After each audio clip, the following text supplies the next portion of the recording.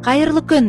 Біз Жаңаөзен қаласы нөмір 21 жалпы білім беретін мектептің Маңғыстау маңғаздары тобы жаяу жорыққа таңғы 7-де шықтық.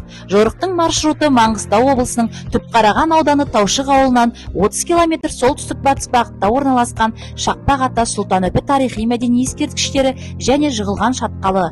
Бұл нысандардың жер бедері толқынды, жонды болады. Түбектің жағалаулары тік жарлы, құламалы. Түбектің көтеріңкі орталық бөліктері Юра және Бор кезеңдерінің құмтас әктастарынан түзілген. Маршрутымыздың бірінші нүктесі Шақпақ-Ата. Ол 4 бөлмелі жер асты мешіті. Шақпақ-Атаның шын есімі Шахмардан. Шопан атаның немересі.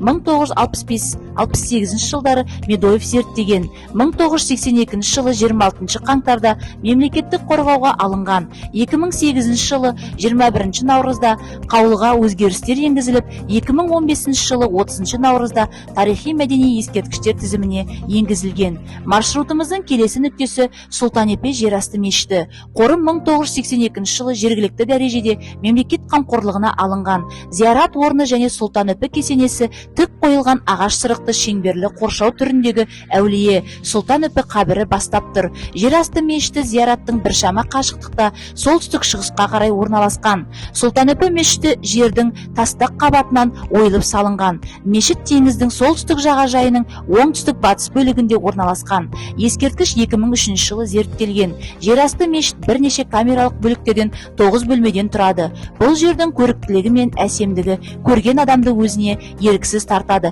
Тіпті біз кездестірген Люксембургтен келген француздарды да тамсандырды. Сұлтан-Өпе құдығы жардан 6 метр жерден ойып салынған, жарты аралдағы ең тұщы, ең дәмді. Маршрутымыздың соңы жығылған шатқалы. Ол әктас қабатының астындағы саз балшықты құмды қабаттың сулануы нәтижесінде пайда болған, немесе сейсмикалық жарылыстың әсерінен жасалған геологиялық сырғыма тік құлама. Мешіттің биіктігі 200 метр, ойпаттың диаметрі 4 шақырым. Бұл геологиялық сырғулар немесе жығылулар әлі де жалғасуда. Жарға жақын жерде Өлі көзді Қара көлі бар. Сары құмдар мен құрғақ сексеуілдердің арасындағы үлкен көл. Көл жүрек пішінде, тұзды, бірақ шомылуға болады. Су денені ұстап тұратындай тығыз.